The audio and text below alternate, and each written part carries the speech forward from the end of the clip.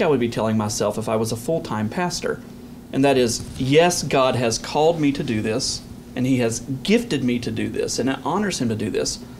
But nevertheless, the kingdom goes on, and God's purposes are accomplished, and He is glorified even if I don't write this article, or I don't write this book, or I say no to this project. And so I'm trying, as time goes on, I think I felt a lot of pressure early on to say yes to just about everything if it was a good idea. And now I'm increasingly trying to say, well, what's most strategic for the kingdom? Where do I really, truly feel like the Lord can use me specifically to contribute to the kingdom? And where do I just need to say no? And trust that if the Lord wants that project to be tackled by somebody, He's going to raise up somebody else to do that. And I think that's how pastors think, and I want to think as much like a pastor as I do a scholar whenever it comes to writing or any other project that takes time outside of what I am obligated to do as a professor at Southeastern Seminary in terms of teaching and mentoring students.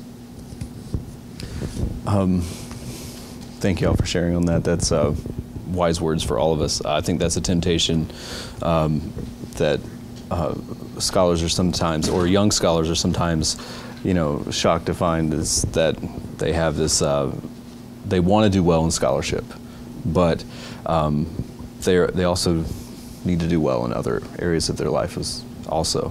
One question that I have for you, because Dr. Quarles mentioned making a name for yourself, you have that temptation. How big of a temptation is that, or was that in your own life? And then quite possibly, do you see that in young scholars, young Christian Southern Baptist scholars maybe?